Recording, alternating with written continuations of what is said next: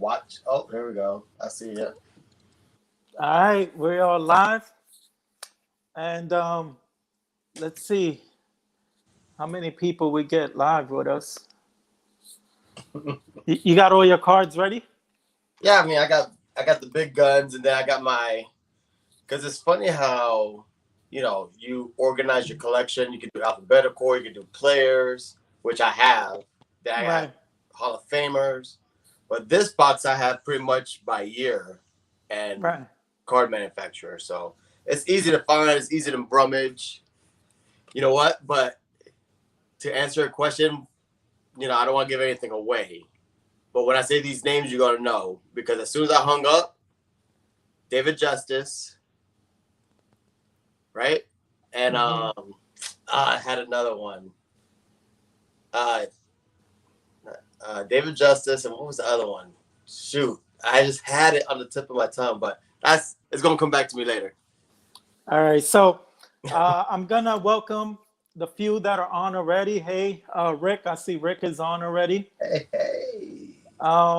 Basically, me and Lou Rock were having a conversation over the phone one night, and we were talking about all the fantasy league players that we're trying to, scoop up this year, dark horses, rookies that we think might explode, people with Orpheus, the usual conversations you have with someone in fantasy league. Then we started reminiscing and talking about players back then, and not only how hot some of them were to help us win leagues, but could you imagine how some of these players would have been perceived right now with the rookie card explosions that are going on, 2-year, 3-year players, and people are getting overhyped. And we have players that we're going to share with you that not only give us great memories because we probably won a league because of them, but also we're like, what do you think their card would have been worth nowadays had they been exploding now instead of 20 years ago, 15 years ago when they were hot? But not just that, but it's funny because we were reminiscing because as we were talking and got the idea for this stream, you wouldn't know these players unless you played fantasy because they're irrelevant now. You don't know someone who came into the game now, someone who's collecting, someone who, loves this hobby. They won't know. Like Liam Jr., Baseball Fanatic 12. Liam ain't gonna know these cats. And the only reason you know these cats is because, he was a 20-30 guy. Right. But he had a stretch of maybe 2-3 years. But those are those diamonds in the rough you gotta get. Right. Hey Reese, hey Diego, hey Liam. I see you guys are on. Thank you for joining us. And so basically, let's start it off. Obviously, there's some obvious players which are Hall of Famers, and those we don't need to introduce. Maybe we could share some of those cards to just celebrate them if you're down for that. But we're trying to get into some of the probably forgotten players, some of the more obscure players that maybe have one great year, and nowadays their cards would have been worth $200 for their parallel auto. The speculation. So, James is always polished. He's always got to have the perfection. I figure I'll do something a little different. I'm going to do a live rummage. But I did pull some heaters, some no doubt about it. The first rounders, the second rounders that everyone had to get. As you're pulling cards, I just want to tell you a funny story. One of the worst fantasy years. I think I won second place, but it was one of my worst years because I had the 4th pick overall, and I went by the numbers. I didn't go with my heart, and I drafted Manny Ramirez, Yankee killer, and it was killing me because I'm watching the Yankees play the Sox, and Manny will hit a 3-run shot, and I'm dying inside, but I'm winning my league.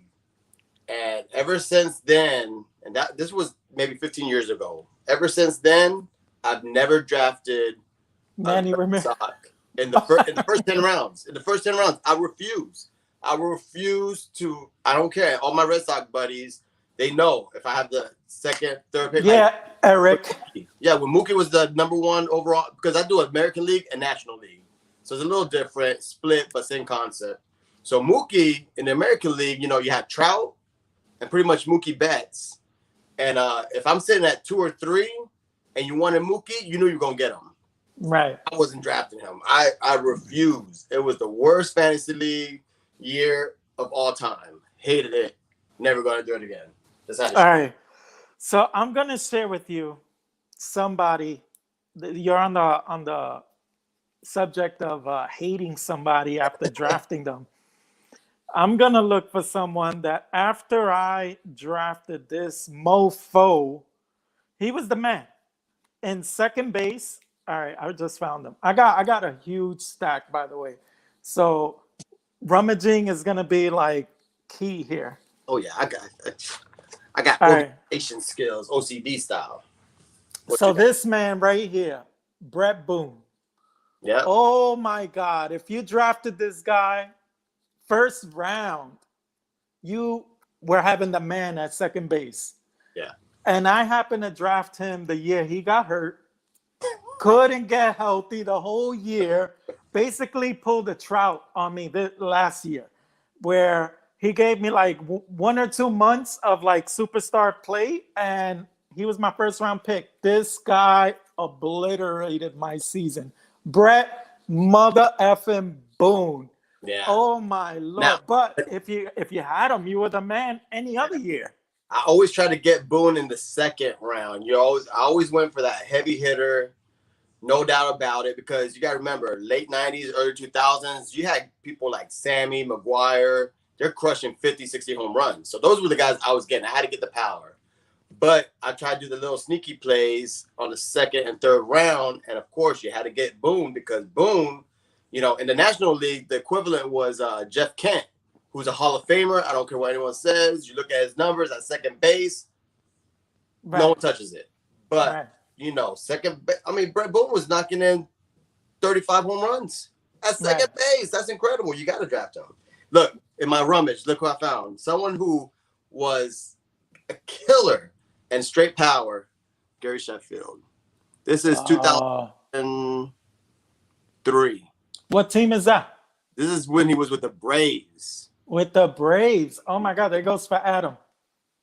Yeah. So, let me see. I mean, look at these numbers. In 03, 39 home runs, 132 ribbies. In 03, 39 home runs, 132 ribbies, and 18 stolen bases. This cat today, this is a $50,000 card. Imagine that even incredible. When he went to the Yankees, he was still putting up numbers. He's a Hall of Famer. I don't care what anyone says. I like doing this little live rummage. I don't know what I'm going to get. All right, I'm going to pull out another name. I didn't hate him at all, but I could only imagine what his card would be worth nowadays in his first few years, and I cannot find him right. I got so many cards here. Bro, you want to hear a sneaky play, and when you hear this name, you're gonna fall out your chair. Mike Lowe. Do you remember Mike Lowe? Yeah. He was a sneaky corner infielder, third base with the Marlins, and he had pop. Let me see. In 2003, 32 home runs. A lot of people know him when he went to Red Sox, but before then, you could get him in the mid to late rounds. And, he was always a 20 homer guy, but in 2003, he hit 32 home runs, 105 ribbies at third base. And that was usually your second or third baseman. That was a sneaky play right there. Okay, I just found him. One of my favorite fantasy league players. I could only imagine what this man right here, Henley Ramirez, would go for. This dude had power. He could steal. He could do everything. And he was in a premier position, shortstop. Yes. This dude right now, what do you think his card would go for? Oh, with all the speculation, with all the crazy hype. Tatis money? I mean, it depends. Are we talking PSA? Are we talking Gem Mint? Gem Mint 10. Let's see a Gem Mint 10. This is a refractor, by the way. This card you could pick up for maybe $5. I could only imagine. Hey, nowadays. I see your Henley Ramirez, okay? And I raised you a Edgar Renteria. Oh, my Colombian guy right there. Yeah. Look at these crazy numbers, bro, from back in the day. So he was never a pop guy, but he always produced. In 03, he had 13 home runs, 100 ribbies, 34 stolen bases. Incredible. That's nuts. Shortstop. That's nuts. Man. That's my Colombian guy. Okay. All right, I got someone. I see Jay's mixes here, so he's gonna know who I'm talking about. One of my favorite players in fantasy league. Look at this man right here, Vernon Wells. Oh. I used to love Vernon Wells. That was my guy. Within the first 3 rounds, he was on my team every year.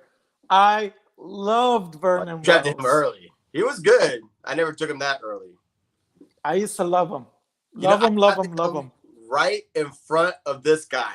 I wasn't planning on dropping his name, but when I saw it, I smiled. Corey Patterson. Do you remember Corey Patterson, bro? Patterson. Wow. Let's see. You see? Fantasy players know Corey Patterson. In 2004 with the Cubbies, my man hit 24 home runs, 72 ribbies, but here's the key factor: 32 stolen bases. You had an outfielder that you could get in the late rounds, mid rounds, 20 home run pop, 30 stolen bases. That's the key. That's how you win championships. Corey Patterson, baby. Mm-hmm. Adam is saying that Alex sent him a sweet dual relic of Vernon Wells. Ooh. Pretty sure that's a sweet one. And then Lou Rock is really into relics right now, so I'm pretty sure he would have loved that piece. Oh yeah, I'm getting into him, man. It's crazy, the stuff. I mean, you could get auto jersey cheaper than their rookie card, and their rookie cards, God, they're printing them off. They're running out of paper to print so many of them. I'm gonna show you one that's unfulfilled promises. Unfulfilled promises. Who's Do you that, remember this guy right here? Grady Sizemore. Oh, come on, bro. They used to tout this guy every year for center field. People would draft him in the first, second, third round, hoping that he'd be healthy, and he could never keep it together. But slide it into the hobby realm. I remember when they were saying he was the next great. I remember, prospecting, if that was even a thing for me. He's in the, I want to say he's the Greg Jeffries realm, but he was, bro, everyone was chasing Grady. Kind of like Rocco. They were chasing him hard. Big disappointment. Big time.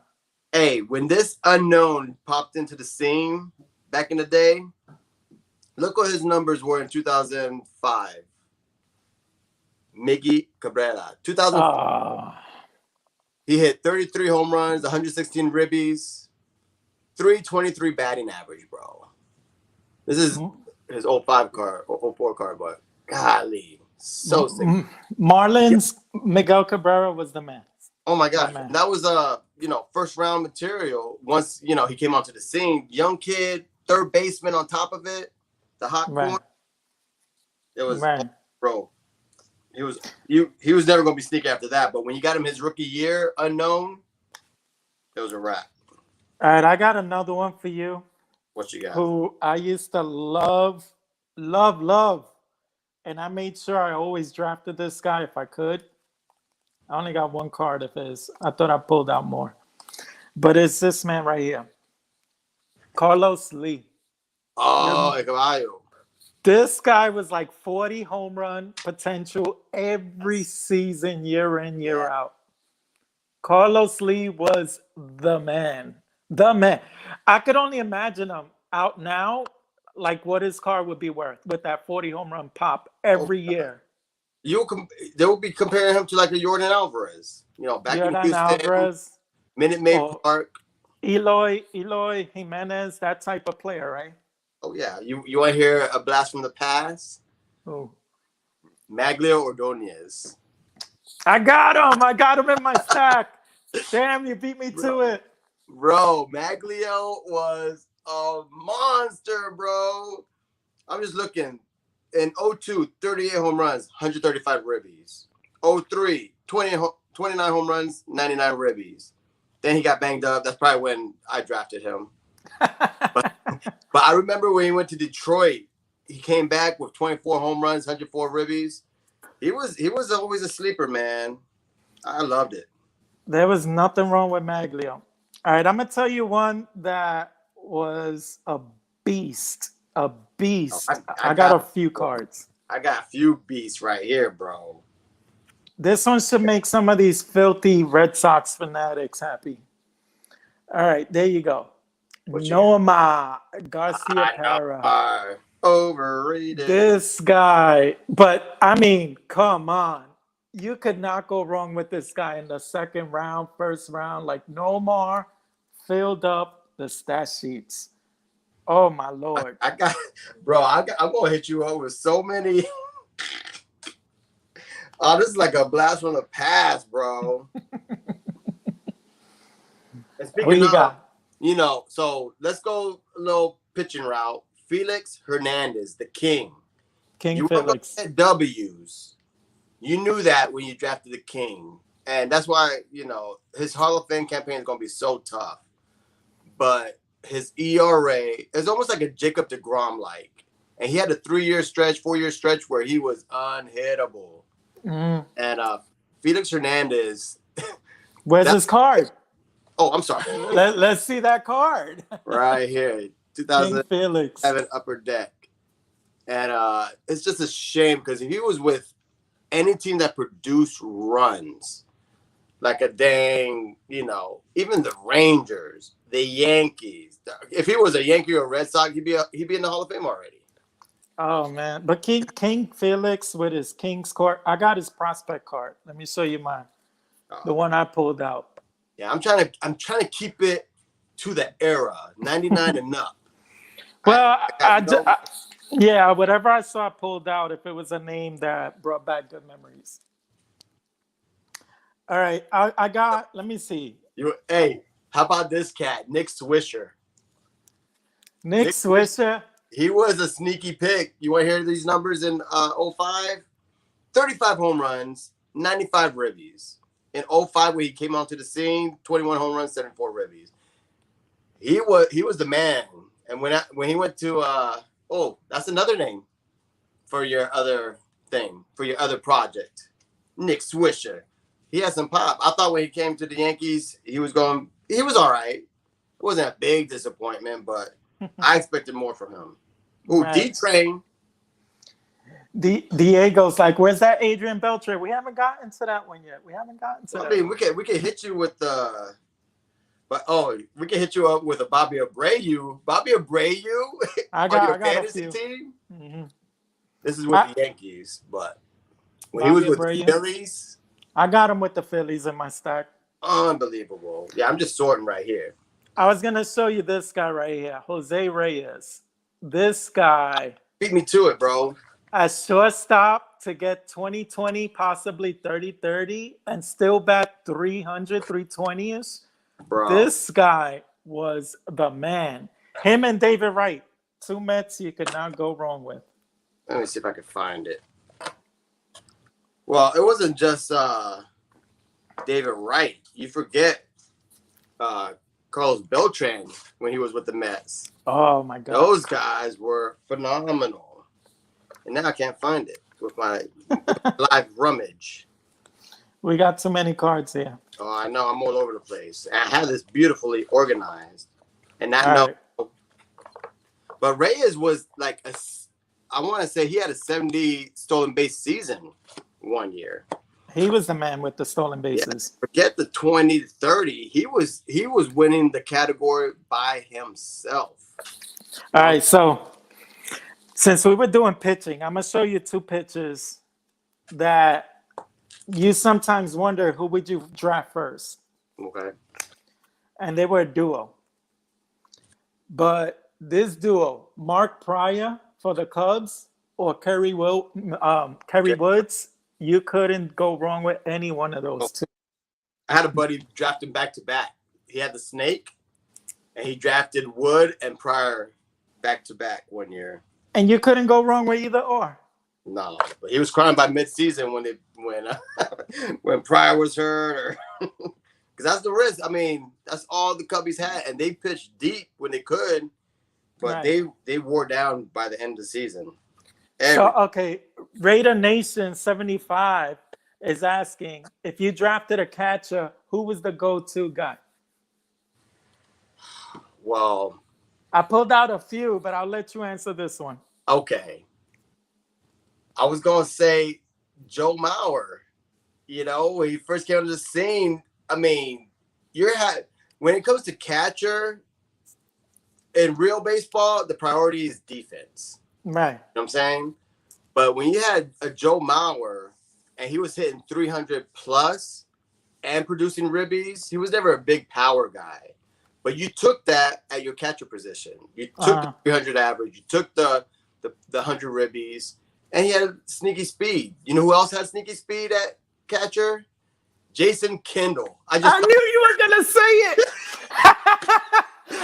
If you didn't mention him, I was gonna tell you this is my guy. Jason Kendall had almost 20 stolen bases. I think it was like in the 15 to 20 range. But at catcher, sneaky good play. I'm telling you. And his average was always good.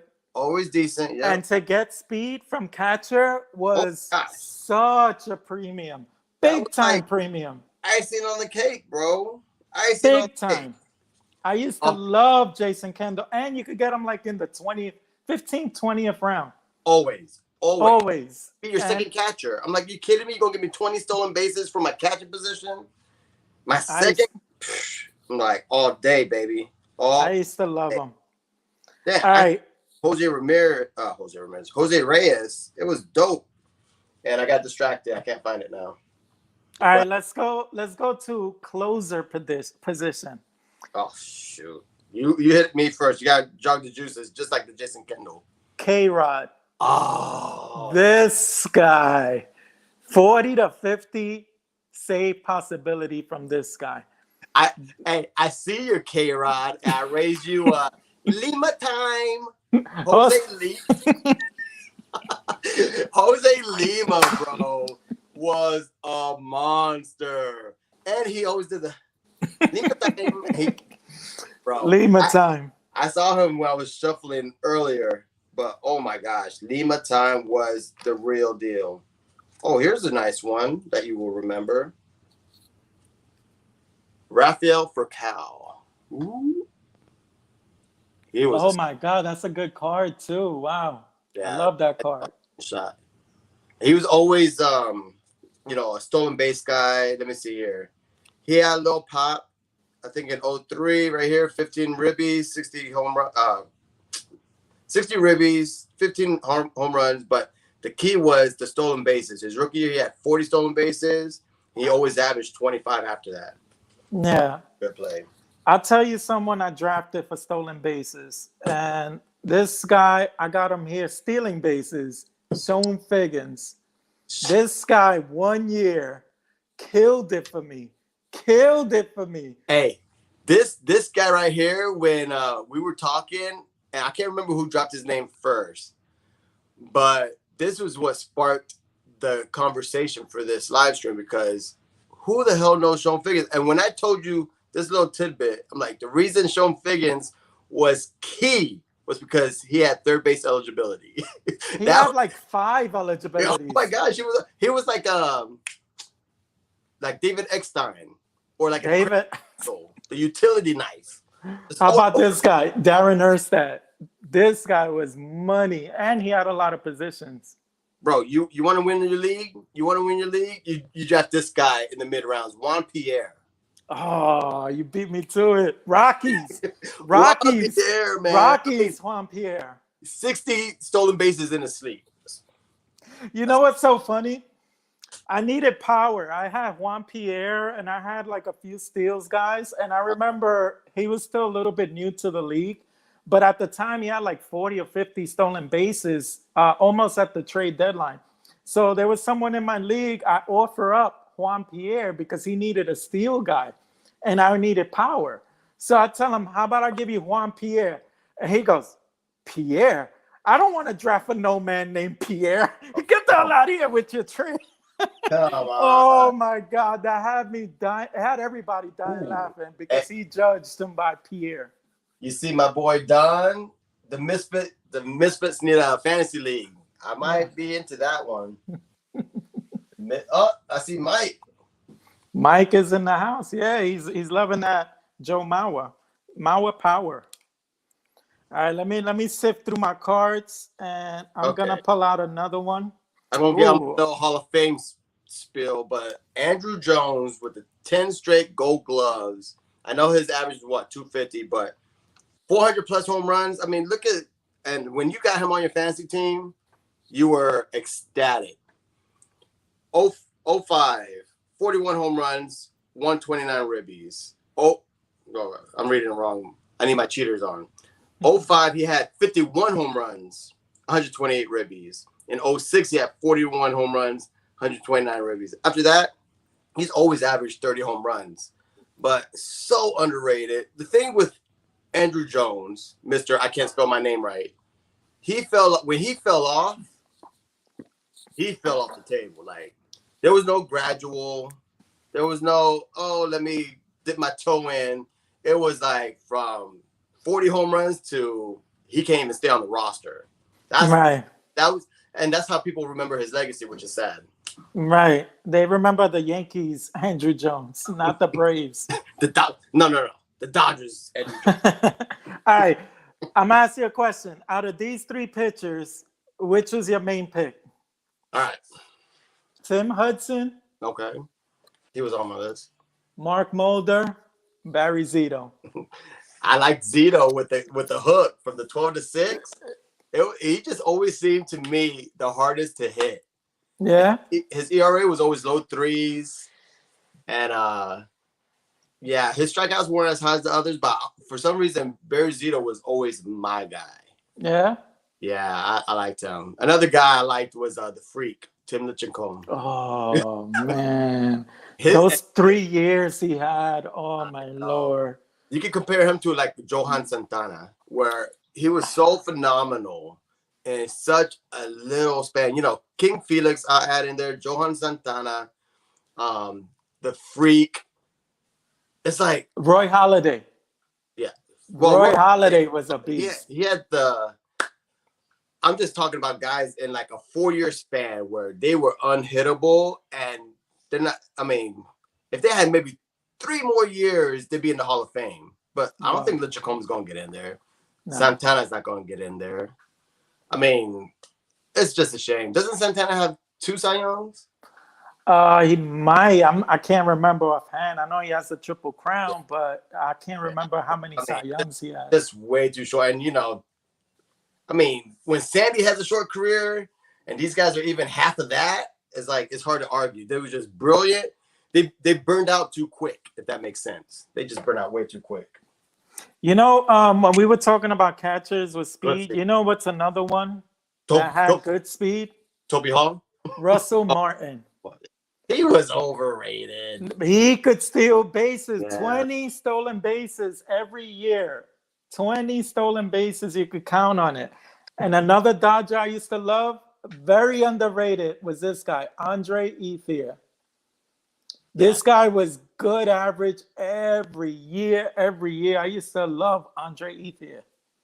Now, when he switched positions from outfield to second, or from second to outfield, that year when he played in the outfield but still had second, that's always the key. You got to look at these guys who change positions because they have eligibility for that year at the previous position. Alfonso Soriano, you know, eventually he went to the outfield. The numbers always get the same. So when he played second base, his numbers, 40 home runs at that position, first round pick, second round pick. He was always a high pick. But the key was when he went to the outfield, and this is 06, when he went to the outfield and still had that second base eligibility, the errors went down, the power was still there. You know, he was still crushing. In 05, he crushed 45 home runs, 95 ribbies. Before that, he was averaging 39 home runs, 38 home runs, 35 home runs. And the stolen bases were always there. From 02 to 05, he was stealing 40, 35, 18, 30, and 41. I mean, that's bonkers numbers. 40 home runs, 30 stolen bases. You can't touch that. Who does that today? He was in the first round, though. For a nice 4 or 5 year span, he was a first rounder. Yeah. But that kid, he went to outfield, bro. He dropped a little bit because, outfielders, the skill set's there. But what people don't look at a lot of the times, these rookie fantasy leaguers, they don't look at that position eligibility. I always bump them up. If everything's the same, apples to apples, the tiebreaker is always position eligibility. Mm-hmm. You'd snatch those guys up. Yeah, Liam's dad, Joe Riley, said Jack McDowell was another one from 91 to 93. Yeah. Oh, my God, with the White Sox. Blackjack. That was when he was Blackjack. Yeah, generation before for fantasy, but yeah. Right. Correct. Here's another catcher that I feel like should have more consideration for the Hall of Fame, Javi Lopez. I used to love this dude year in, year out. This dude, you knew you could count on a great average, good power. What was it? I thought he was like a 270, 275 guy. He was he was in the 300s, man. Yeah. I always thought he was like a fan favorite. I never really drafted him. I never went after him. But we call it in my league, my circle, we punt a position. Catcher, unless I could get like a Posada or something like that, like a fan favorite for me, I punted that position. I punted it. Right. I was late in the rounds and I saw a good value, like Jason Kendall slipping, or someone to that effect. Let me just show you, some nice Griffies. Griffey was no doubt about it. You always drafted him. Sweetest swing from the left, but these are sick cards. Those are sick. So shiny. Everyone knows we don't have to talk about Griffey. But you know what I'm saying? Those are sick. Impact player was like, what about Lance Berkman? Hell yeah, Lance Berkman. I got Lance to the side, man. That guy was an animal. We're right there with you, Impact, because I had him ready. He was in my holster. He was ready. Lance Berkman was a machine. Year in, year out, you could count on his stats. Those Houston guys, and Colorado guys, Carlos Lee, Lance Berkman, and what was this guy? Carlos Beltran got traded over there. Oh my God, that lineup. Moises Alou. Oh yeah, bro. Oh Moises. Remember Moises when he went over there? Woo! Mr. That lineup was nuts. I'm still looking. Oh, how about the Flying Hawaiian? He was always a sneaky play. He was always like a late rounder, but he was always great. Speed. Decent speed. He was good. I'll tell you someone who was steady Eddie for me and should be a Hall of Famer. I got a few cards of his here. Bro, you remember Preston Wilson?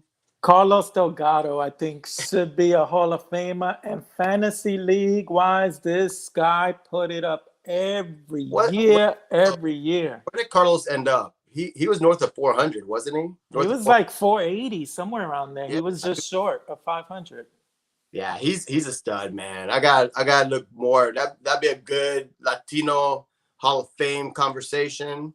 Mm-hmm. See for the PC, because I got his rookie cards and stuff. I was always a fan, but we got to do a deep dive into his numbers. I know he was a power guy. I can't remember off the top of my head about average and fielding. He was always an okay fielder. Right. Raider Nation 75 is asking, how many players do you draft from your favorite team over other players from other teams? Okay. We kind of touched on that in the beginning. So if you missed it, the worst fantasy year I ever had. Now, I won money. I think I finished second, but I drafted Manny Ramirez with the fourth overall pick. It was horrible. It was, you try to enjoy the game, and he's hitting 3-run shots against my Yankees. It was terrible. So from that point on, only Yankees? The first 10 rounds, because the first 10 rounds are impact players. I didn't draft a Red Sox. I didn't care. It was for my sanity. there's plenty of other fish in the sea, if you know what I'm saying.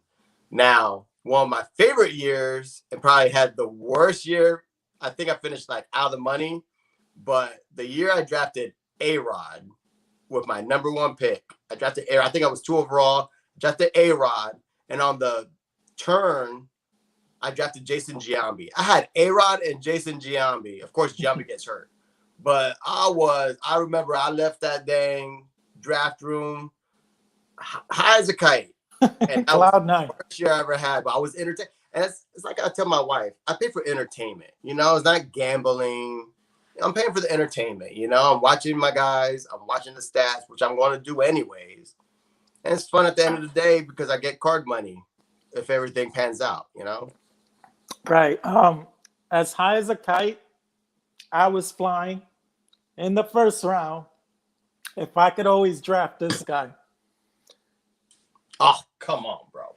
If I could get this guy in the first round, any draft for 10 years from like 02 on to 2010.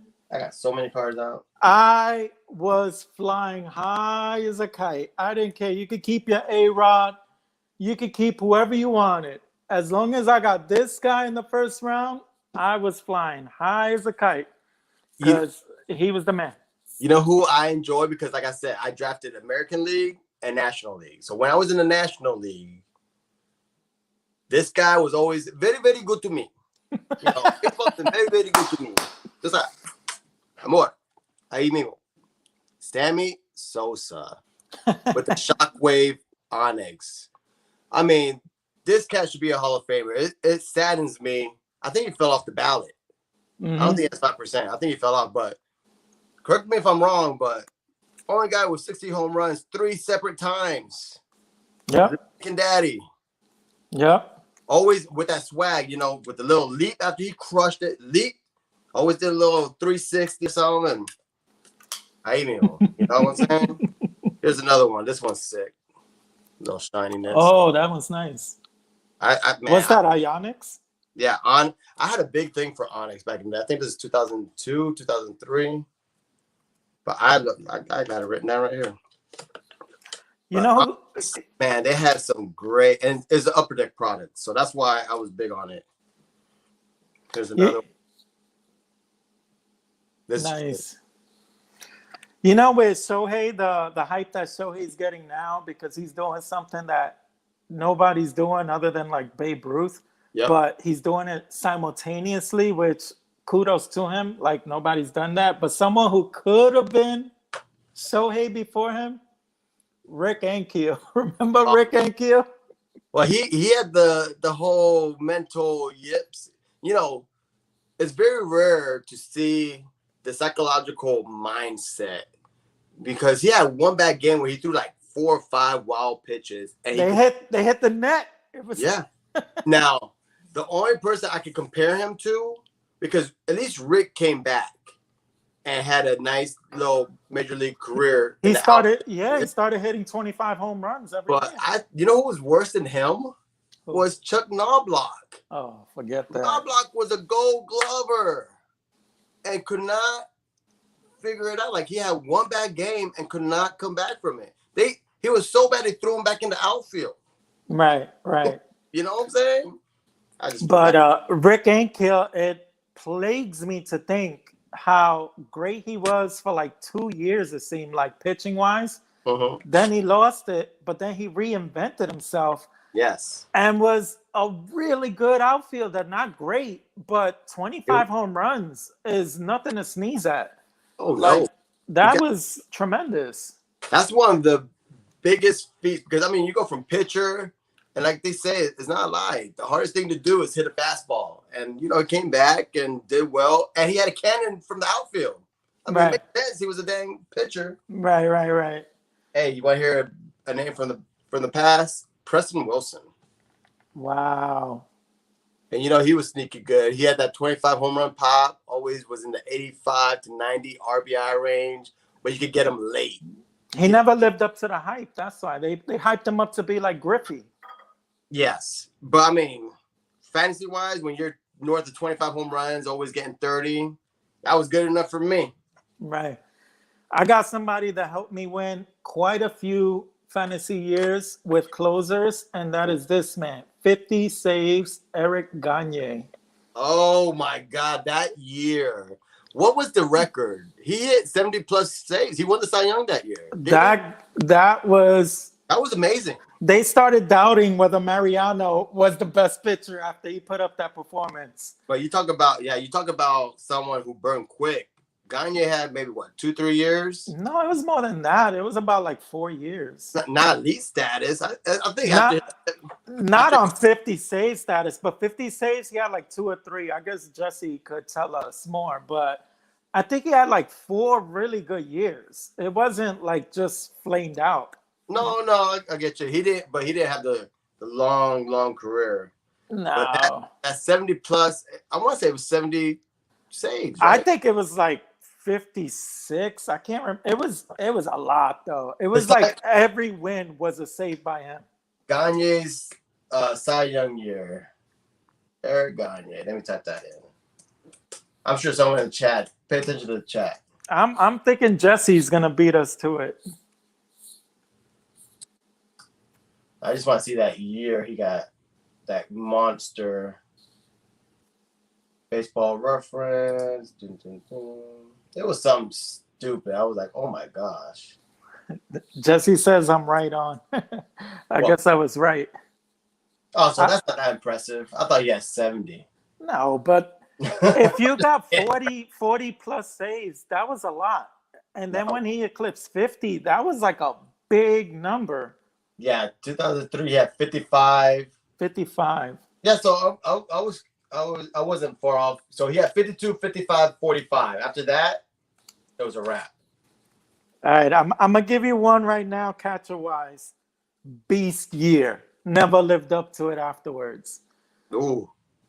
Todd Hundley. 40 home run bomb. This guy that year, if you had Todd Hundley with those 40 home runs, oh my God. That was beast mode there. Was that high? I remember him hitting a lot. I didn't know it was 40. It was in the 40s. He almost led the league, bro. That was a monster year he had that year. Here's a rookie card for your boy. Who's that? Henley Ramirez. Oh, Henley Ramirez? Yeah. With the Red Sox. Mm-hmm. All right, so I'll let you throw one up. Who do you remember fond memories of, fantasy-wise? Shoot, man. When I drafted Big Hurt, it was always good. I remember one year, I think my fondest memory was I got him in the second round. Like, he wasn't my first round pick for whatever reason. Everyone speculates, oh, this is going to be the year he falls off. But look at this card, bro. Oh, sick. Big Mac? Oh, yeah. Look at that. I found that at a yard sale for like $1. I think that's my fondest memory, finding these cards for $1. Oh, that's a nice one. I always like that one. Always kind of cool. But yeah, I got a lot of oh, this one's kind of sick. Little shininess right there. What is that? This is an Upper Deck, of course. Upper Deck always had the sickest cards, man. This is holographics. Okay. Kinda nice. I'm a put out the next first baseman, which I always felt was underrated, but it was because of the park he played in. Was it Canero? No. Adrian Gonzalez. When he was with the Padres, he could never put up the monster stats, but everybody knew he had the talent. And then he goes to the Red Sox, and the year he had, that first year with the Red Sox, oh my Lord. You always knew he had potential because he came from LA, he was a Dodger, San Diego. Those are some big parks. Yeah. Put him in that with that pesky pole. It was a wrap. You knew he was gonna have a good year. Right. Yeah, that Adrian Gonzalez, man, I'll never forget that year he put up. You want to talk about my happy place? I can't believe I forgot this cat. I mean, he was always great, but he was never a first rounder, at least in my leagues. He was always like a 3rd or 4th round guy. Still pretty high. Vladimir Guerrero. Oh, of course, man. Beast mode. I mean, Vladdy Daddy. oh man, phenomenal. Vladdy Daddy. Can't go. All right, I'm gonna go for an obscure name. Okay. Very obscure name. I want to see if you remember these Brew Crew guys. Jeffrey Burnett's. Eh, I was gonna show you Benitz Prince Fielder. and Jeff Jenkins. You remember Jeff Jenkins? Yeah, Jenkins was good. He was good. But Burnett, one year, I think he had like 40 bombs after Yeah. leaving the Mets. Jeffrey And the Burnett. Mets was wishing they still had him after that. I was more on the Burnett's train that I was with. Oh shoot, like Mark. No wait, who was cut? No, Kase was a Padre. Oh, you want sneaky power? Horrible average, but you could get this guy late, and he was always good for like 40 plus home runs. Him and his teammate, the Donkey, but Adam Dunn. Oh. This is how you win championships right here, bro. Adam Dunn was easy power, man. Easy power. Now you had to balance it out with a high average guy, which is what you have in the first couple rounds. But if you were looking at that roster and you saw Dunn there, you had some thinking to do. You're like, can I risk the average? Because he was going to kill your average. But if you had guys like Ichiro or like Vladdy, you know, high average guys, then you could suck it up with Dunn, because Dunn was going to give you ribbies and home runs. Right. Ooh, Impact Players just pulled out a good name. Curtis Granderson. Oh, granddaddy. The Grandy man can. Oh. Nice one. I didn't pull out any Granderson. I feel dumb. I'm getting text messages. I just got one. I guess he said it in the chat and I missed it. Oh no, he got it in the chat. We're just forgetting the chat. But my man Fisherback Jay. We can't forget this Jewish player, Sean Green. Sean Green. I pulled out some Sean Green. I have him in here. Oh yeah, you pulled him out. But yeah. Ooh, I forgot about this guy. I'm gonna put him to the side. Sean Green right there. Sean Green was the man. Oh yeah. Oh my Lord. Sean Green. Yeah, that's a great one. Check out this parallel right here. Electric Diamond rookies. I love that set. I wish I had a Griffey in the Electric Diamond. Bro, just to go back to him, just to show you how phenomenal these numbers were. Jose Reyes, 60 stolen bases, 64 stolen bases, 78 and 56 with the Mets. That's crazy, dude. You tell me someone getting 70 ribbies right now. I mean, 70 stolen bases right now. People be losing their minds. All right, Raider Nation, hit us with a trivia. I think I already know who this is. Father-son combination who finished with the exact amount of career home runs, and each had one season with at least 50 home runs. Yeah. Cecil and Prince Fielder. Yeah. We knew it. Yeah. Nice trivia. I like it. Keep the trivia coming. So, how about this cat? Do you remember Justin Morneau? Yes. He was a solid player, bro. MVP, man. That dude was a beast. First baseman on top of it. And the M&M duo. Yeah, and the thing with first base, it was so stacked.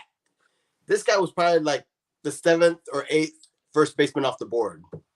You know what I'm saying? So all right, I'm going to hit you with one obscure. I like obscure. This guy was the man. Pat the Bat Burrell. Those Philly guys. This guy was the man. This is prospect card. But Pat the Bat. I'm telling you, when you were in a jam, besides position eligibility, you looked at home field. You looked at who's playing 81 games in those. You know, Philly was always a hitting park. The Astros, Cincinnati, the Cubbies. That's why you had like Corey Patterson, Sammy Sosa, Soriano when he was there. Those were added bonuses. That's like, or even any of the Rockies guys. Yeah, of course. Rockies made a whole people never bet on them, never watched the games, but they knew their outfield because you know everyone's talking the whole controversy with the humidor. Right. Just going to bring the home run level down. Nope, sure not. All right, I guess since we're on the Rockies, I'm going to show you some Rockies love. These are some of the players that always did it for me. Dante Bichette, the man. Used to love Dante Bichette. Always high average, decent pop. Ellis Burks. Do you remember Ellis Burks with the Rockies? I remember him more with the Red Sox, but yes, I remember. Todd Helton, of course, used to put up the stats. He's going to be Hall of Famer. You mentioned Juan Pierre, but of course, with the Rockies, Juan Pierre was the man. And then one of my favorite players. Oh my God! If I got him in the second round, Big Cat. No, Carlos Gonzalez. Oh my! This guy was the man. Bro, if he was drafted today, his cards would be to the moon, as all these kids say, because the hype train on Cargo. 40-40 home run and speed. They were high average. Oh my God. Yeah, they were comparing him to A-Rod. He had so much hype. He could never stay healthy. That was his problem. He would always miss like 20 to 30 games a season, if not half a year. But he could do everything. Bro, you're talking about injury prone. Grady Sizemore. He was touted like that, like we were talking about. When he was healthy, he was great. Now, Cargo had a better career. Don't get me wrong, but same train. Ray has a trivia for us. We're over here doing 2000 fantasy, and he's bringing up Babe Ruth. What you got? Babe Ruth has led the league in home runs the most amount of times. Who is second in leading the league in home runs?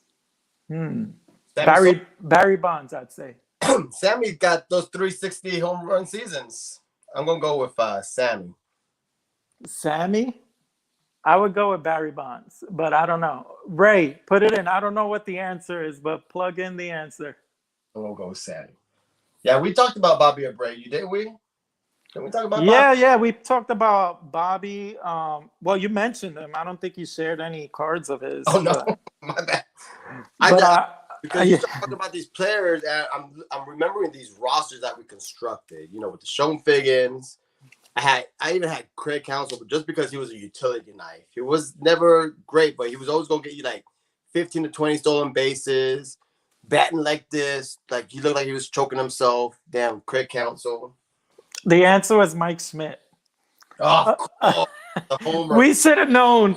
If he was asking, it was going to be Mike Schmidt. Oh, man. Yeah, I feel like a dunce. Wah, wah.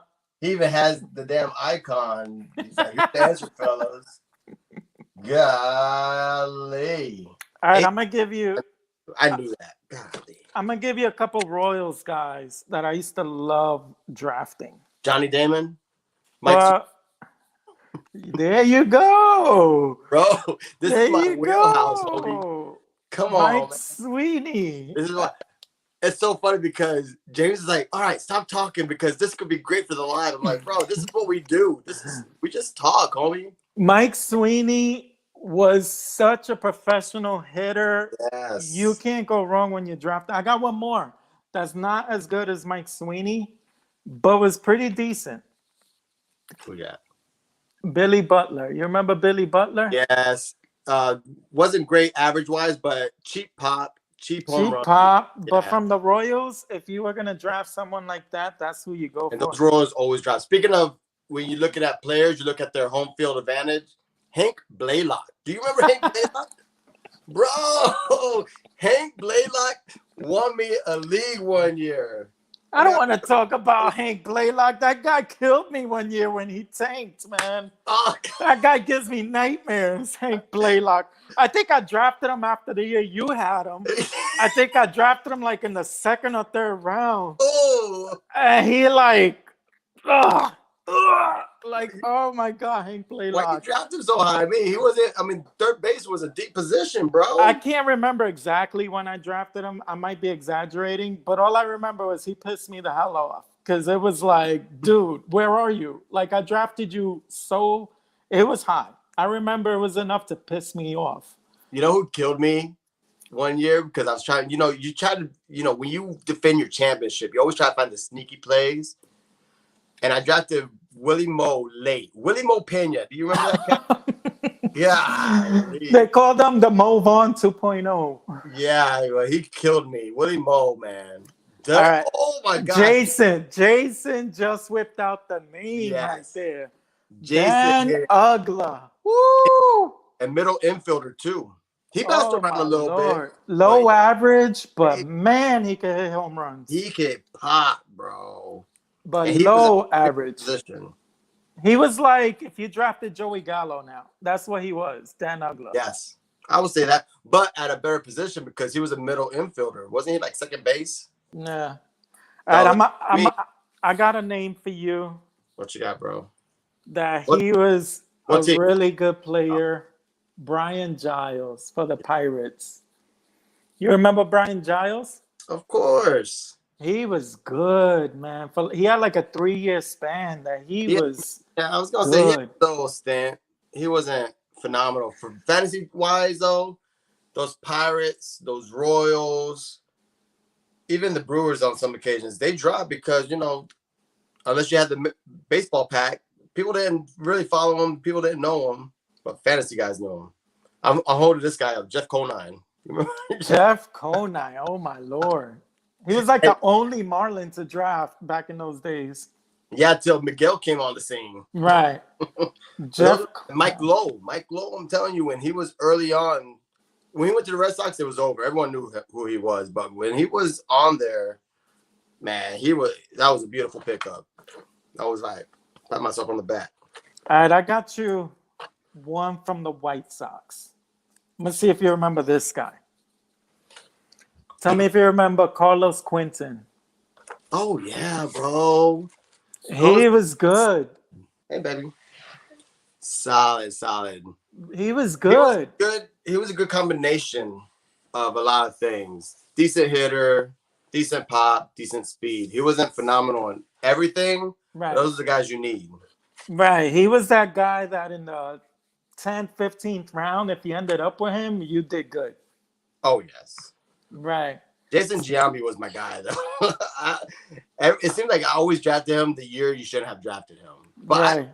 I always loved Giambi, man. All right, I got another scapegoat guy that late in the rounds, if you ended up with this guy, you did all right. Derrick Lee. You remember Derrick Lee? Oh, my gosh, yes. Great power. He was a Cubby. So, you have the 81 games at home. I'm telling you, Wrigley Field was a nice advantage. That was like the midfield of the Midwest of Colorado. Right. He was always 280, 25 to 30 home runs. So he was never that top guy to shoot for. But that fallback, if you didn't get yourself a first baseman, Derrick Lee did not hurt you. Ooh. Who carried me on a couple of championships, speaking of like the Adam Dunn realm. Yeah. Carlos Pena. Oh, nice. Slick fielder, but he was going to match 40 home runs, but he was going to hit 210. Yeah. It's like the double-edged sword, the catch-22. Do I really want those home runs? Because he'll kill your average to a point where it might not. You might not make it. You might not come back from it. Oh, my gosh. How did I miss that one? What? How did I miss that one, bro? Richie Sexton? Yeah, so many holes in that swing, but when he golf clubbed it, it was to the moon, bro. 6'7". I remember he hit one on the Jumbotron when he was at home and just 450. And he continued to hit like nonstop. I got someone on the Richie Sexton ilk. Jason Isringhausen. I forgot his name. I got someone on that level of Richie Sexton. If I could find his. I don't think I pulled him out. Matt Reynolds. You remember Matt Reynolds? 40 home run with Arizona. Oh, you're going deep. I remember that name. I don't remember what type of player he was. He was just a strict home run, feast of famine. Adam Dunn, Richie Sexton, that type of player. All right. For Ray. Who you got? Jimmy Rollins, bro. Jimmy Rollins is the man. The solid. Him and Utley. Oh, my God. What a combination. Oh, yeah, with Chase. Yes. You know who was below Jimmy Rollins, who I liked? Who's that? Brandon Phillips. Oh, yeah. You remember Brandon Phillips? Yes. I take that one. I like that comparison. Right under him, though. Jimmy Rollins was better. Jimmy Rollins was up there as one of your number one shortstops, but I remember him, Jeter, they were on that same level. Miguel Tejada. I always liked Miguel, but that shortstop position, especially early on, was so deep. Jeter was an afterthought. You could have got Jeter mid-rounds. All right, I got another name for you. Speaking of, couldn't get one of your, who's that? Miguel Tejada? Yeah. If you couldn't get yourself a premier third baseman, you did not go wrong by drafting this guy, Aramis Ramirez. No, borderline Hall of Famer, mind you. This guy was so good. So good. Yeah. His numbers were always there. We did it a lot. I thought you were going to pull this guy who's like, you're never going to guess it. How about Ryan Klesko? Ryan Klesko was good. That was 30 home run pop every year. Yes. And again, at first base. So you can get these guys mad late.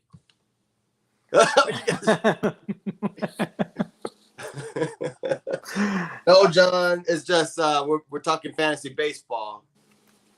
Yes, we're talking fantasy baseball and not pre-war. yeah, not pre-war. The wrong fantasy. That's not his fantasy. His fantasy is anything on 1912. Ooh. Ray from Philly, Garrett Anderson. This guy was money with the average. Money with the average. Now, every year. Yeah.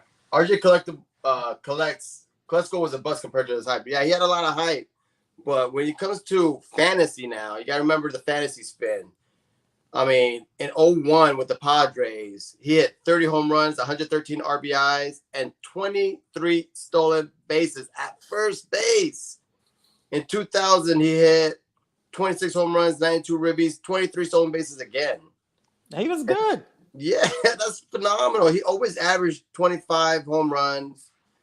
Of course, later on, he had to back off the speed. He wasn't stealing, but he was still like double digits, low 10s, but like 10 in that area. But you were still getting 25 homer pop. And that's what I remember about Ryan Klesko. All right, look, I got second basemen, two of them right here. I just found second baseman that you could not go wrong with either of these two. First one, Brian Roberts, yes. Really good player. Yes, I concur. That was a great one. And Edgardo Alfonzo. This guy did so well for so many years, Edgardo Alfonzo, for the Mets. You don't like him? He was aight.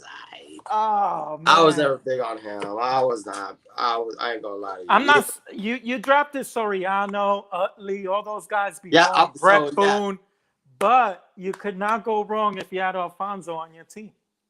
No, you know who you couldn't go wrong either? Cliff Floyd.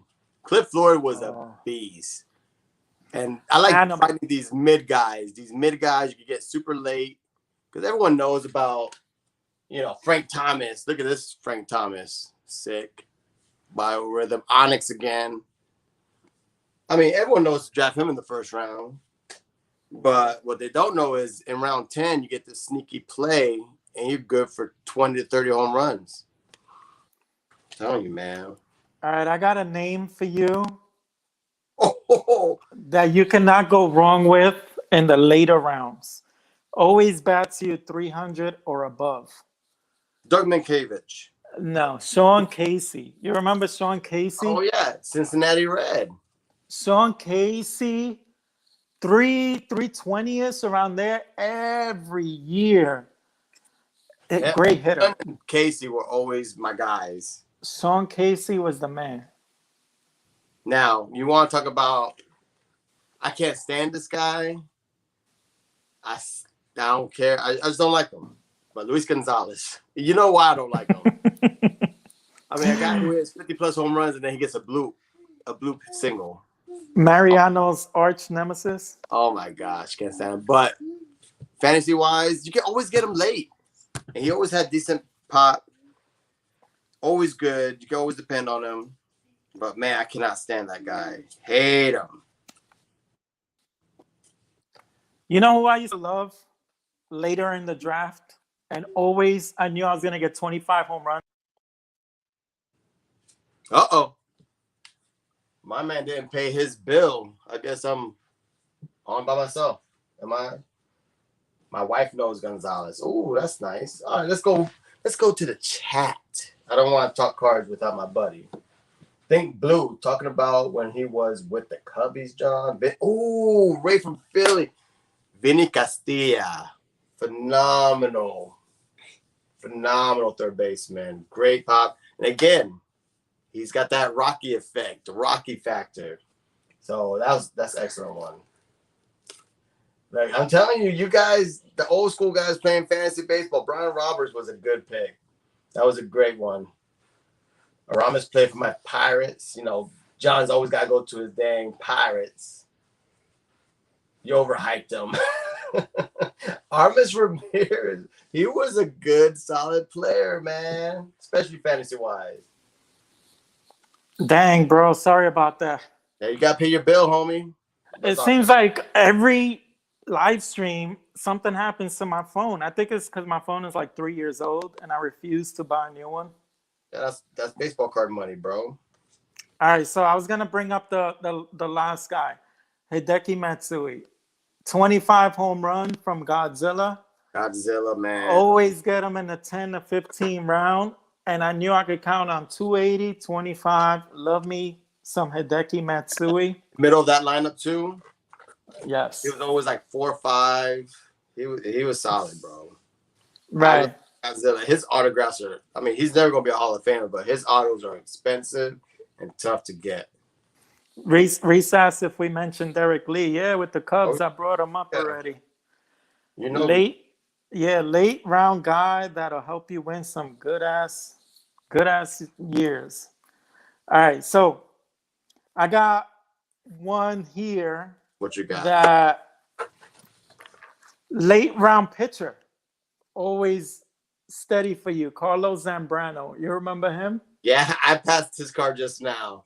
I was trying to remember I couldn't remember his numbers off the top of my head, but I remember he was good. He was always good for like 15 to 18 wins. He had that swag, nasty attitude, you know, what you want from your pitcher. Right. He was always overshadowed by some of the better pitchers, but he was always, every year, you knew what you could count on with him. Oh, yeah, he always challenged batters at the plate. That's why I always respected him. Wrong. All right. Wrong Gant, man. I remember that cat. So did we show Victor Martinez? No, we did not. He's another one that was the man with the Tigers, with the Indians. I think I have him right here. Yeah. Victor Martinez. He used to give you first base and catcher eligibility. Yes. And when he wasn't catching, they DH'd him or played him at first. Victor Martinez was the man in fantasy league. You know who was a sneaky good pick? I always thought he was like, he was always old to me. I don't know why, but Matt Williams. He was good. Yeah, he was good, bro. He was good. The Giants, even with the Diamondbacks, he was good. And he was in that corner position, that premium position. But yeah, he was always like the old man to me. Oh. He was old, but he was good. Oh, I know. But I was a kid. I thought he was just always old playing third base. How about this guy? I don't know what it is, but he's just like, I like these players like Jose Canseco, Albert Bell, just mashing. Albert Bell, he wasn't relevant though, like in the 2000s though, right? I got you a third baseman in the 2000s. Eric Chavez. Yeah, I passed him. Eric Chavez had a little pop in the beginning of his career. He was good. Yeah. Solid third baseman. Really solid. I saw it. Yeah, back to Lima time. Remember I said Jose Lima? Yeah. I got his auto somewhere on the ball. My dad got it. He just thought he had the best saying. I'm like, he's about to get sued. He keeps on saying Lima time. Better pay Miller. All right. There's a recent guy, but Steady Eddie almost every year. Edwin Encarnacion. Oh, yeah. With the bombs. Yeah, he was a little bit. He wasn't quite as early in the 2000s, but man, he was crushing 35 to 40 home runs like in his sleep, In almost like a his Joey Bats. sleep. Joey Bats, yeah, Joey Bats was like that. Kind of fell off. Yeah, the Blue Jays used to have some guys. His Joey Bats was with his epic bat flip started the trend after this. Yeah, Joey Bat. I mean, the Blue Jays got a lineup that I'm a little nervous about, if you ask me. I got a name for you from the Blue Jays. Did you ever draft Adam Lind? Oh yes, bro. This guy was so good with the average. Yes. 25 home runs. I was gonna say, and not bad. Great with the average, but not bad with the power either. Right, he won't kill you. All day. But he was first base, and everybody wanted more home run from the first base. But he was good. He was like in that Doug Mankiewicz mold. You know what I'm saying? High average, not too much pop. But I mean, you gotta when you fill out your roster, you gotta get those guys because average is still. I did rotisserie. I never did the head to head. Head to head was too much. You gotta do it daily, and now I'm looking for double headers. I'm looking for 2-start pitchers in the week. It was a lot going on. So I like the rotisserie because it doesn't matter if it was a double header, rain out, whatever. It was always cumulative. Right. And you got to get those guys who can hit 300 plus. I mean, Adam Dunn would kill your league. He can help you win it, or he could just destroy your team because the average will get to a point where you can't. It doesn't matter what anyone else is doing. It's just so dang low. That's why Gary Sanchez drove me bananas. Get him out of here. I'm glad he's not with us no more. People tell me that the Twins got the best of the deal because they shed, the payroll and then they signed, was it not Story, Correa. Yeah. And so you look at it like, yeah, kinda, I guess. But yeah, just like what you said, I'm just happy to get rid of Sanchez. I got tired of seeing them hit 220 or 200 with 20, 25 home runs, and he can't catch the damn ball. Look, it's good for them because they save payroll, but for the Yankees, that's a blank. It doesn't matter. It's like, in order to get the player that we want, we'll pay and get him, and he'll still help us out. You know what I'm saying? Like the Josh Donaldson. People are like, oh, why are we taking Josh Donaldson? He'll give us pop for a year and then we'll let him go. You know what I'm saying? Right. It's not that big of a deal for us. Yeah, you can shed payroll. That's something that, the Rays have to think about. Pirates. Like the Pirates are nickel and diming their best players at arbitration. The guys, eligible for 4.9 and they're countering at 4.25. It's like, you got these contracts, these MLB contract TV deals, and you nickel and diming your best player for $500,000. Like, get out of here. Right. The Yankees don't have to worry about that. Did you ever have this guy on his breakout year right here, Chris Davis? Yes. You had him that year? Yes, I did. I lucked out. I got him late. He kills you on average, but I think even the monster year, he still hit like 240. No, he had like 280 that year, like 285. But I took him late. I think I might have even picked him up after the draft. It was one of those.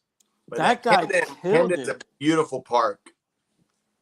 I look at parks, man, these bandboxes, and Camden was another one. If you could get these Orioles and get them, but Chris Davis was later. When was his monster year? That was a little bit later. That was almost like 2000. That was plus 12-ish, 13-ish. Yeah. That was a little bit later in the game. Yeah. That year. Oh, they have their own conversation. Maglio. Yeah, we talked about Maglio. Matt Holliday. Did we bring him up? You know who we didn't bring up? Yeah. Great pitcher, fantasy-wise, Josh Beckett. I had Beckett. I was never big on him, and I never drafted him because he was a Red Sox for a lot of his career. No, but even with the Marlins, this guy was nasty. Him, AJ Burnett, Brad Penny, they had such a good pitching squad. Here's a Carlos Beltran. Bro, these numbers by Beltran are so stupid. That's why I understand the Hall of Fame talk. I don't think he's quite there. But, I mean, fantasy-wise, in 01, with the Royals, 24 home runs, 100 ribbies, 31 stolen bases. From 01 to 04, he averaged 35 stolen bases, 100 ribbies, and 30 home runs. You can't beat that. That was phenomenal. That's nuts. That's stupid. You had mentioned him. I got like a couple of his early cards, but he was a White Sox great, Paul Konerko. Yeah. I think he should have more Hall of Fame consideration. Paul Konerko, you could count on 40 home runs every year, 35 to 40 home runs, 100 RBIs. How is that not Hall of Fame after like 15 years of doing that consistently? It's nuts. Well, I mean, it's nuts. Yeah. He was good. He should get some consideration, but as far as Hall of Fame, bro, Paul Konerko, come on, man. What's my man John saying? Another Chris Davis broke out with him. Oh yeah, from Oakland. Chris Davis, he was studdish. I drafted him, but he's much there. I was looking at like early 2000s, maybe 2010, capping it off. Did you mention this guy right here, Scott Rowland? Oh yeah, I mentioned Scott. I think it was prior to Ray though. Oh, you know what's one we didn't mention for second base? Beast years, Jay Bell. You remember Jay Bell? Yeah, I remember Jay. Jay was nice, man. Jay was solid. And he used to put up so many good years back to back, and then he went to the Mets and just fell off. All right, I got another one. But that's why we're having this conversation, because a lot of these guys, after 2-3 years, a couple injuries, getting traded, they were never the same, and no one. Oh, Raul Ibanez, bro. He was good. Yeah, good for a lot of years. Huh? Good for a lot of years. Oh yeah, solid player. He had a breakout in 02 with the Royals again. I'm telling you, these guys, they come up with their Royals. Mark Teixeira with the Rangers. Yes. I mean, he never had the hype in New York. He was always nice. But yeah, he made his bones in Texas. All right, this guy should have been what Mike Trout is if it wasn't for all the drugs. Josh Hamilton. Yes. And he was a Ray, so we followed him over here and thought he was the next big thing, because we had Rocco first. And then he had, he got sick, had I forgot what disease he had, but it was degenerative. And then we got Hamilton, all the off the field issues. So when they just come loose, they're like, look, God bless you, find yourself a team. And he went with the Rangers, like the Rays, the Rays over here, and everyone, the local crowd was like, just our luck. He leaves, cleans up, and he's crushing home runs. And he was a phenomenal athlete in the outfield. Ooh, RJ Collect Sets brought up a good name I forgot about. Michael Young. That guy was so good at second base. Missed it because we brought up Hank Blaylock. And I think we talked about Michael on the phone. And you were like, save it. We're wasting good material. But yeah, Michael Young. Ray also brought him up. Yeah. Michael Young. Oh my gosh. Michael Young was so good. See, this is why we can't have Rick or John in the conversation. Do you see these names that they're dropping, bro? Tip O'Neill. Rube Wydell. Smokey Joe Wood. I love these guys. AC is going to be off the chain. I'm like, looking so, like all these videos that everyone's talking about, what's the community mean to me? It's got me thinking about AC. I just brought up your speculative superstar here, Rocco Baldelli. I had him out there. Bro, Rocco was the never lived. He was a 300 average, but nothing else. I mean, they were like, oh, he's the next great Italian. He's going to bring it back to Italians. And all right, you know who could have been Shohei Ohtani if he would have still been with us? Right here, Jose Fernandez. Oh, yeah, man. This guy would hit like 5 or 6 bombs every year, just batting once every 5 days. And man, could this guy pitch. Yeah. I used to love his swag, man. He was a local guy here. He was a local Tampa guy. Man, this guy right now would have been the guy because he was so young. He still would have been pitching well. Hey, what do you think about that Showtime rule, the Shohei rule? Have you heard about it? Yeah, that he could still DH after he stops pitching. Yeah, so he can start as a pitcher, but if they have him slotted at DH, he can stay in. It's to keep him in the game. He's a star. Yeah, I mean, it's a Showtime rule. There's no one it really affects. I mean, there's a couple people that they're drafting. Like the Rays do have a prospect who pitches and hits. Nowhere close to the level of Showtime, so it's not really going to affect anyone except him. But I mean, you talk about managing in the big leagues now. It's like, what are they managing now? I mean, they took out, especially in the National League, there's the universal DH. Now you have a pitcher who can hit. He can stay in the whole game. So, essentially, if he gets blown up in the first inning, you can take him out, but you still got your elite hitter. It's just, you can set out the same lineup all day. You know what I'm saying? Right. It's just the game has changed a lot. When were you grabbing this guy? Who, David Wright? Ichiro. Ah, bro. Are we talking about 02 or in 01? We're talking about 2000 on. So this guy was relevant. When he was a rookie, I remember when I was a rookie. Oh, when Ichiro was a rookie, American League only. So we go deep. The very last round, they're like, let me just try this Japanese player. That guy won the league. He won. My boy Frank won the league because he took Ichiro with the very last player. We were laughing like, bro, let's see if he even makes the roster. Yeah, because he had all the hype and everything, but it was not the first, like Hideki Arabu. I mean, Chan-Ho Park. We've had guys come overseas with hype. Like, let's just pump your brakes.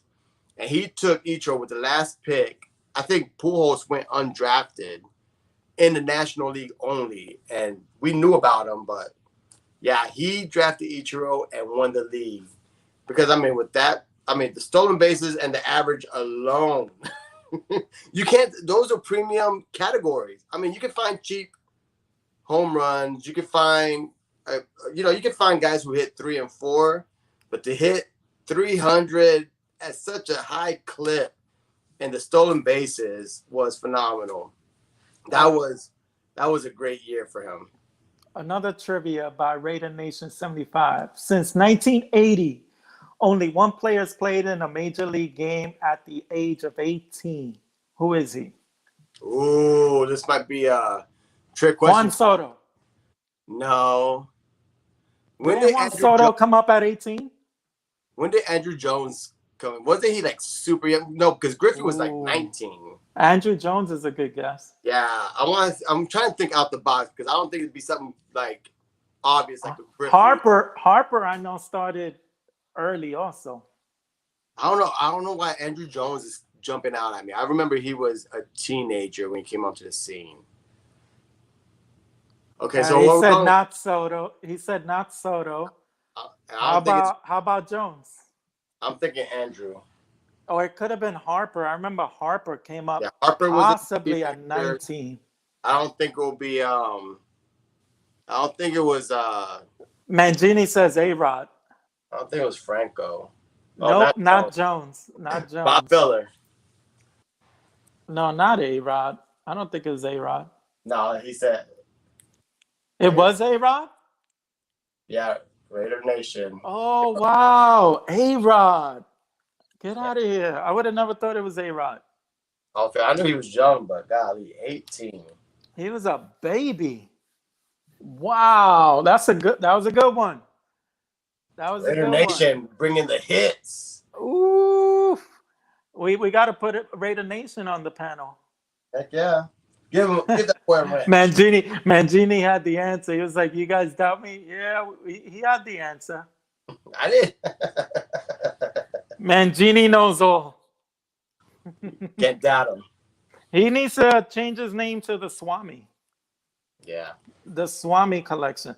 All right, so I guess before we start wrapping it up, anybody else that you could think of fond memories that were the man for you. I think I forgot one here. I should have probably pulled out. Man, Who's this that? guy, he raked for so many years. Jim Tomey. Oh yeah, bro. I got Tommy all over the place, dude. Even with the Phillies, when he went to the Yes. Phillies, he was still good for 25 to 30. Oh yeah. This guy, man, Jim Tomey, for 2 decades, the man. I got so many cards out. But Jim Tomey was phenomenal. But again, like I said, it's crazy when you think about generations. First base seemed like first base and shortstop to me were like the deepest positions in all baseball. So you had all these phenomenal players, and they were like your second and third in fantasy. Like I said, you could get Doug Mankiewicz off the scrap heap. He was like the 9th guy taken, especially if you did a super league where you're drafting for both National and American League. But Jim Tomey was phenomenal. Giambi was in that realm. And who else? Man, there's so many. First base, I say Konerko was a poor man's Tomey. Yeah. But Konerko, I knew I could draft Konerko, and I knew what I was going to get from him. You know you're gonna get him because you can fill your outfield position, your middle infield positions with the Brett Boones or the Jeff Kents of the world. You could get those premium positions high because you knew you had some cheap power, a solid guy in Konerko. So yeah, this was fun, bro. It got me reminiscent, thinking about Sean Figgins, David Eckstein, Corey Patterson. Cats I haven't. How about nightmares? I'll give you nightmares with this guy. Who's that? Oh, man. This freaking guy. I think he's still getting paid. Golly, dude. That freaking guy. Thanks, but no thanks. What a joke he was. Pulling the wool over our eyes. I thought he was going to be a monster for the Yanks, man. So how many leagues are you in this year? You want to know the truth? Yeah. Unless we do one, I'm in 0 right now. I had to break the league I've been in for like almost 20 years. They're a little upset at me, but I told them I couldn't because these are big money leagues. We've been playing a long time, and it's usually like 200 a league. I got a trip in July that I'm planning, and I want to spend some money. I'm gonna be hanging out with the fellas. I'm hearing there's gonna be chess tournaments and Texas Hold'em tournaments, but I'm going to AC, and that's my number one thing for this year when it comes to the hobby. AC National is the number one thing, so I don't have too much income. I know we always text it. I'm showing, hey, I got this card. Ooh, I got this card. I need to slow that down because I'm trying to save money. And typically, if I'm going to be honest, I spend 4 to 5 sometimes on fantasy baseball. Football is about the same. And I usually at least break even. So, I always pay for just the entertainment. When I win, it's awesome. But, this year, a couple people have come at me with some cheaper ones. I might do those. But, so far, 0. Still time to draft, as I'm being told by a couple of my buddies who want me to, participate. But AC is number one for me right now. So all my extra money, I'm putting it aside so I can enjoy that trip. Right. All right, we got one last trivia to end this stream with. Who's the oldest major leaguer ever to hit a home run? Hint, he was at the age of 48. Julio Franco. He's the oldest in everything. That's who I was going to guess. If not him, I was going to go with Big Sexy because I remember he had a home run like at 40-something for the Mets. I think he hit it. Marcelo Colon, his first home run? Yeah. He was early 40s. He was early 40s? So I was thinking it's either Franco or Big Sexy. Oh. Man, Julio Franco. Yeah. I got 2. Hey, questions. I knew it was Franco. I wanted to pose a question to you out loud. But I figured it's either him or Bartolo with some freak, I think question. Julio's still playing, bro. He's still playing somewhere, either in his backyard with his kids or he's playing. But bro, this was fun. I got to put Bob to bed. She's falling asleep. Yeah, thank you for the trivia, Raider Nation 75. You definitely gotta hop on board the next few live streams. Heck yeah. He's going through the moon right now. Derek Carr got his college teammate back. Devontae Adams. Oh, I could talk NFL too. You know what I'm saying? Tyreek Hill. I got Tyreek Hill in the keeper league. I'm thinking about trading him because Tua ain't gonna be able to throw that far. I can't believe he chose to go there. He didn't choose. He got traded, bro. No, he had the choice between the Jets or the Dolphins. Okay, is that really a choice? The Jets or something else? You never go to the Jets, bro. What is that a choice? That's like I prefer the Jets' young quarterback over Tua. Bro, Tua's still young. He's showed something. And if you look at their head coach coming from the Niners, offensive-minded coach with the Niners, the way you saw how he implemented Deebo Samuels, with all that movement, running out of the running back position, hitting slants, deep passes, Tyreek Hill is probably like, oh my God. But again, you got Tua, who's, I wouldn't say unproven. He showed some glimpses. He might be a poor man's, I don't want to say a poor man's Russell Wilson.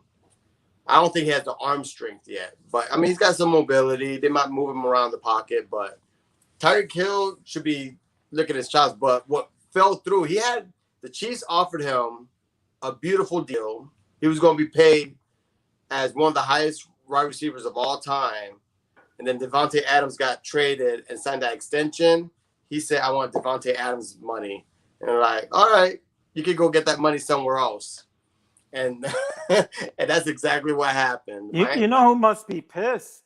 Patrick Mahomes. He must be pissed because he feasted all day long. He could just sling it 75 and Tyreek was there to catch it.